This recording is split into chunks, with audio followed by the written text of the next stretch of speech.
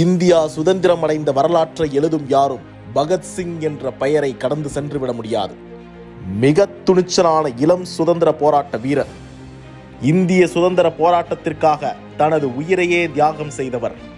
இவரது மரணம் ஆயிரக்கணக்கான இந்தியர்கள் மத்தியில் சுதந்திர தீயை பற்றி எரிய வைத்தது. அப்படிப்பட்ட மாவீரன் பகத்சிங்கின் பிறந்தநாள் தினம் இன்று. அவர் குறித்து பெரிதும் அறியப்படாத 10 விஷயங்களை தற்போது காணலாம். முதலாவதாக, பகத்சிங் பள்ளி பயிலும் போது ஜாலியன் வாலாபாக் படுகொலை நடைபெற்றது. இதனால் மனதளவில் பெரிதும் பாதிக்கப்பட்ட பகத்சிங் நேரடியாக வகுப்பறையிலிருந்து வெளியேறி ஜாலியன் வாலாபாக் படுகொலை நடந்த இரத்த சுவடுகளை காண சென்றார். இரண்டாவதாக, தன்னுடைய குழந்தை பருவத்தில் வழக்கமான குழந்தைகள் பொம்மைகளை வைத்து விளையாடுவதை பற்றி பேசிக் கொண்டிருந்த காலத்தில் பகத்சிங்கோ துப்பாக்கிகளை எவ்வாறு வைத்து விளையாடுவது என்று பேசிக் கொண்டிருந்தார். தோட்டாக்களை மண்ணில் விதைத்தால் தோட்டாக்கள் முளைக்குமா? விவசாய நிலத்தில் துப்பாக்கிகளை அறுவடை செய்ய முடியுமா என்றெல்லாம் விவரம் அறியாத வயதில் பகத்சிங் கேட்டுள்ளார்.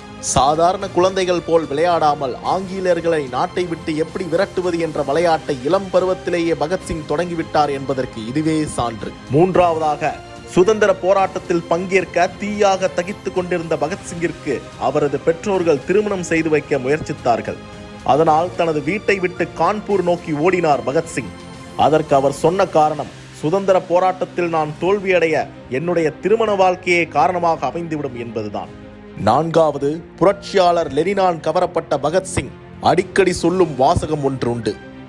ஆங்கிலேயர்கள் என்னை கொல்லலாம், ஆனால் என்னுடைய யோசனைகளை கொல்ல முடியாது. அவர்களால் என் உடலை நசுக்க முடியும், ஆனால் என்னுடைய ஆன்மாவை ஒன்றும் செய்ய முடியாது. ஐந்தாவதாக, ஆங்கிலேயர்களிடம் பிடிப்பட்ட பகத்சிங் தூக்கிலிடுவதற்கு பதிலாக என் உடலை தோட்டாக்களால் துளையுங்கள் என்று கர்ஜித்தார். ஆறாவதாக, தனது நண்பர்களுடன் இணைந்த பகத்சிங் மத்திய சட்டப்பேரவை மீது குண்டுகளை எறிந்தார். ஆனால் யாரும் அதன் மூலமாக காயமடைந்துவிடக் கூடாது என்பதில் தெளிவாக இருந்தார். அதன் காரணமாக வெடிகுண்டுகளில் வெடிக்கும் திறனை குறைத்திருந்தார் பகத்சிங். ஏழாவதாக, பகத்சிங் கைது செய்யப்பட்டு சிறையில் அடைக்கப்பட்டிருந்த போது உண்ணாவிரதத்தில் ஈடுபட்டிருந்தார் அவர். ஆனால் அதன் காரணமாக அவருடைய அன்றாட பணிகள் எதுவுமே தடைபடவில்லை. வழக்கம் போல் பாடினார், புத்தகங்களை படித்தார், கடிதங்களை எழுதினார், நீதிமன்றங்களுக்கு சென்று வந்து கொண்டிருந்தார். எட்டாவதாக, பகத்சிங்கிற்கு ஒரு தாரக மந்திரம் உண்டு. அதுதான் இன்குலாப் ஜிந்தாபாத். இதுவே பின்னாளில் இந்திய சுதந்திர போராட்டத்தின் முழக்கமாக ஒலித்தது. ஒன்பதாவதாக, மார்ச் 23, 1931 பகத்சிங்கிற்கு தூக்கு தினம்.